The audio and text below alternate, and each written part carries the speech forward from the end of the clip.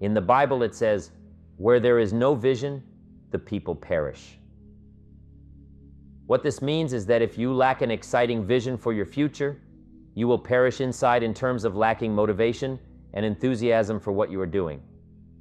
But the reverse of this is that with an exciting future vision, you will be continuously motivated and stimulated every day to take the actions necessary to make your ideal vision a reality. A clear vision and plan can act as a magnet for success. What a pity if your income grew and you didn't grow, because here's what usually happens when your income takes some jumps. It's best that you grow quickly up to where your income is. Why? Because otherwise, your income will soon come back to where you are. I'm telling you, success doesn't want to hang around an incompetent person. That's the problem with winning the lottery, the lack of self-development to be able to master it and keep it. Now, the fortune is bigger than the person, rather than the person being bigger than the fortune. You see, that's what's challenging. To be involved in a situation that makes you grow. If that situation is success, keep growing to be bigger than your fortune. If that situation is failure, keep growing until you're bigger than the problem. Keep growing, keep becoming, keep doing it until success is something you attract by the person you become. Once I understood that, I changed my whole method of operation. Success is something you attract by the person you become. Success is not something you pursue. What you pursue usually eludes you like a butterfly, something you go after that you can't catch. Success is something you attract like a magnet by the person you become. To attract attractive people, you must be attractive. To attract powerful people, you must be powerful. To attract committed people, you must be committed. Instead of going to work on them, you go to work on yourself. You work harder on yourself than you work on the job. And if you become, you can attract. The whole key is to make yourself valuable, to make yourself attractive, to make yourself skillful, competent, willing, powerful, unique, sophisticated, cultured, being able to manage and control, healthy. The whole key really to the future is personal development, because the greatest gift you can give to someone else is your personal development, self-development, self-investment. The greatest gift you can give is your own personal development. If I become 10 times wiser, 10 times stronger, 10 times brighter, 10 times more competent, think of what that will do for my success if I grow. Think of what that will do for my future. Self-development earns success. Self-investment earns respect. And the only way to make a better and better and better investment in your future is to become better and stronger and wiser and more competent. The more attractive you become, the more you attract. Success, self-development, self-investment attracts success. That's powerful. Let me show you something to turn me every way but loose. I've never been the same since I found out about it. Learning how to set goals. Not long after, I met Mr. Schoaf. We're having breakfast one morning, Mr. Schoaf said. "Mr. John, now that we've gotten acquainted, we know each other fairly well," he said. "Maybe one of the best ways I can help you," he said. "Let me see your current list of goals. Let's go over them and talk about it." And I said, "What? I don't have a list." He said, "Well, Mr. John, if you don't have a list of your goals," he said, "I can guess your bank balance within a few $100s. Which he did, and that got my attention. I said, "You mean my bank balance would change if I had a list of goals?" He said, "Drastically." So that day I became a student of setting goals. And I've used it to dynamically affect my life. I've taught it to some of my business colleagues. We use it to do business around the world. Setting goals can turn out to be a drama for your life. Here's what goals are. Your vision of the future. Your vision of the future. Now, there's two ways to face the future. One with apprehension, number two with anticipation. Guess how most people face the future? With apprehension. Why? Major reason, they don't have it well designed. They've left the design of their future to somebody else. And if you don't make plans of your own, guess what? You'll probably fall into someone else's plans. Guess what someone else may have planned for you? Not much. You've got to make a list of this not much stuff. I'm telling you, people all their lives count on this not much list. If all of your negative relatives turn positive, what will that do for your future? Not much. If prices come down a little, what will that do for your future? Not much. If the economy gets a little better, what will it do for your future? If circumstances get a little better, what will it do? Not much. If the weather gets a little better over the next few years, that'll do not much. I mean, you can go right down this whole scenario list. Most people all their lives, with their fingers crossed, count on this not much list.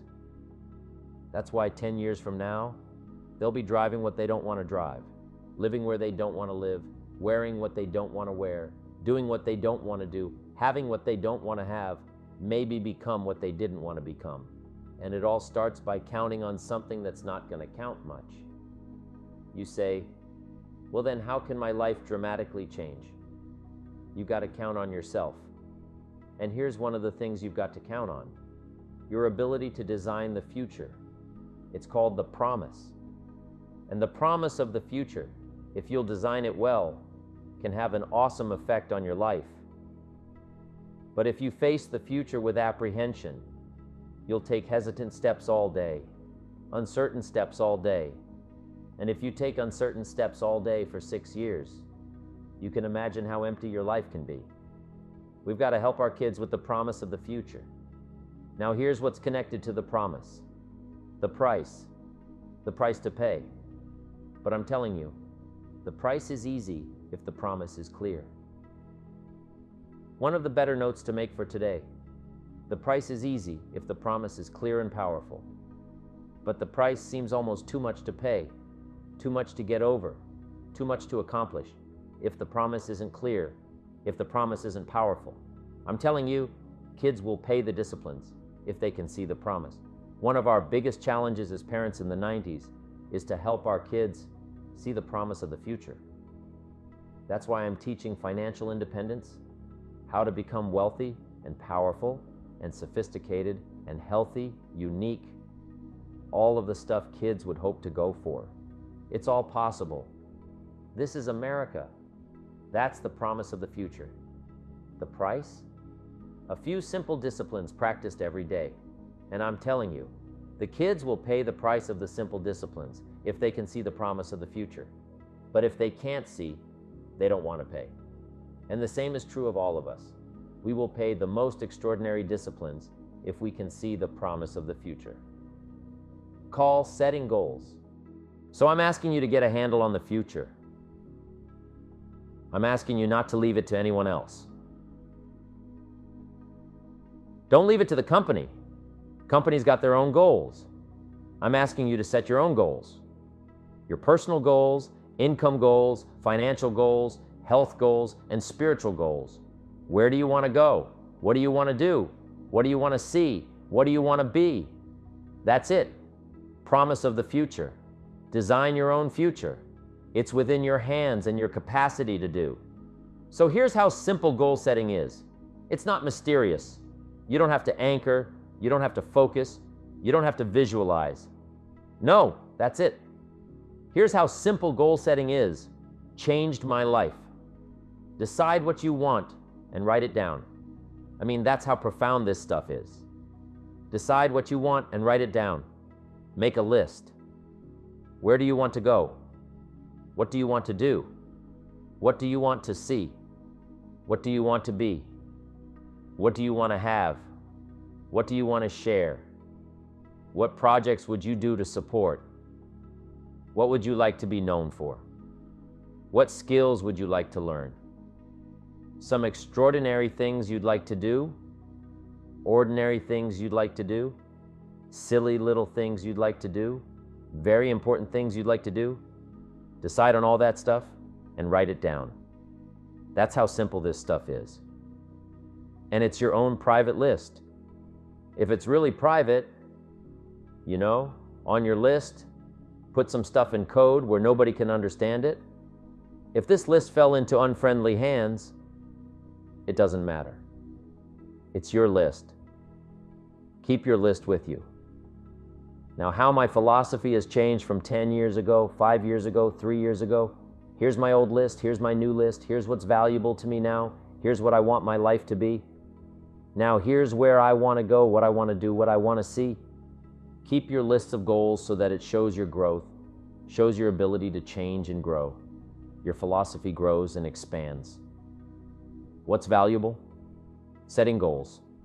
It doesn't matter how small or foolish it is, put it on your list. Now, let me give you one more scenario on setting goals. When I started making my first list, Mr. Schoaf said, "Mr. John, looks like we're going to be together for a while." He said, "I've got a suggestion for you. I think one of the first goals you ought to set. You're a 25-year-old American male.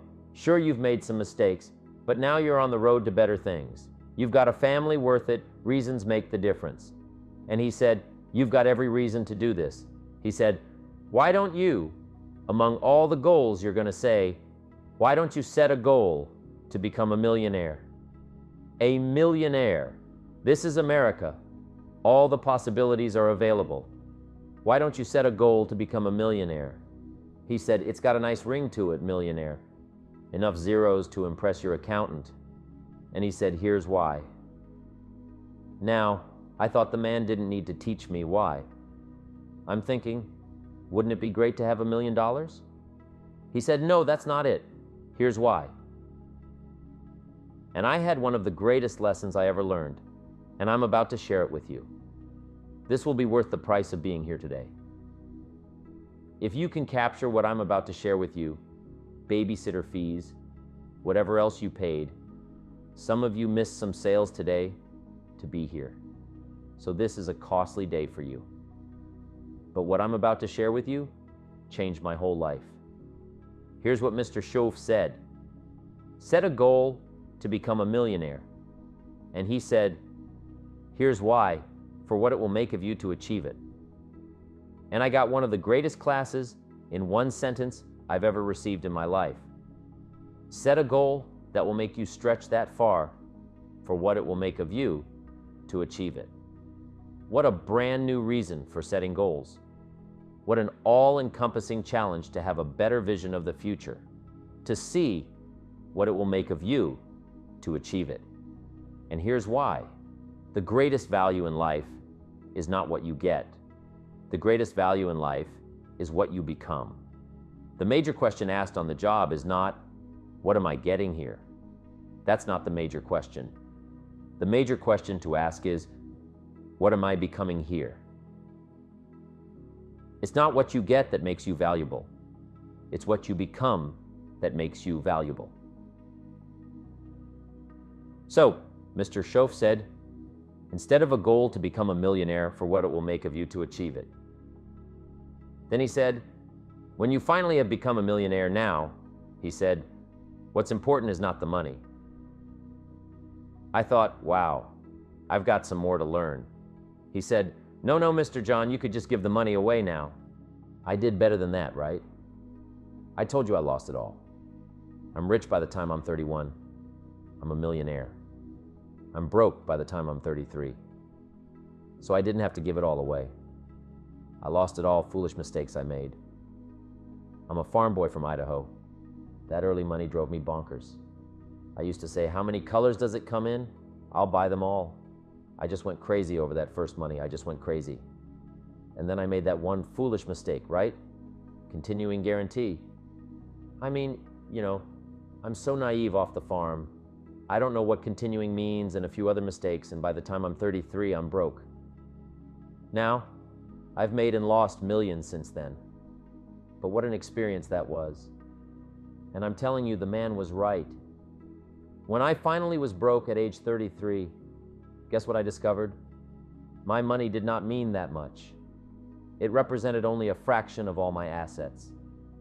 Schoaf said, once you become a millionaire, Mr. John, you can give it away because, he says, what's important is not the money. What's important is the person you've become. Now give me the key phrase on setting goals. Set the kind of goals that will make something of you to achieve them. Always keep that in mind. What will this make of me if I set this goal and go for it? Not only will I achieve it, but what will it make of me in the process? What a whole new concept on setting goals. Now, there are two parts of this, and then we're wrapping up goals. Here's the first part. In this goal setting for what you become, number one, don't set your goals too low. Interesting. We teach in leadership, you'll find it on the cassettes, don't join an easy crowd, you won't grow. Go where the expectations are high. Go where the demands are high.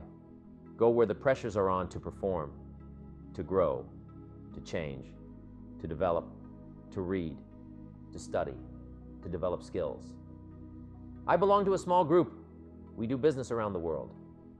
You cannot believe the expectations at that level, what we expect of each other in terms of excellence, far beyond average. Why? So that we can each grow, so that we can receive from the group, we can contribute to the group something unprecedented. It's called living at the summit. Go where the demands are high, go where the expectations are strong so that it'll provoke you, push you, urgently insist that you not remain the same for the next couple of years, the next 5 years, that you'll grow and change. So, don't set your goals too low. The guy says, well, I don't need much. Well, then you don't need to become much. Here's the deal on setting goals. Don't compromise. Don't sell yourself short. There were things I chased after in my early years that cost me way too much. If I'd known the price tag, I wouldn't have gone for it. But I was clueless. An old saying goes, count costs, count costs, count costs. Let me tell you a story. Judas got a lot of money. Now you might think that's a success story, right? But hold on, his name was Judas. Ring any bells? Yeah, Judas, the traitor. So here's the twist. After Judas gets the money, he's not happy. You might wonder, why not? He's got a fortune. Well, he wasn't unhappy with the money. He was unhappy with himself. Remember, the biggest source of unhappiness comes from within. It starts with doing less than you're capable of, feeling down about yourself. Judas realized he made a mistake and tried to give the money back, but it was too late. He ended up throwing it all away and ultimately paid a big price. An ancient script sums it up. What if you gained the whole world but lost your soul? So don't sell out. Don't compromise your values, your virtues, your philosophy. Beware of what you become in pursuit of what you want. I hope this inspires you to set goals that'll make you better, stronger. Isn't this good advice? It's golden.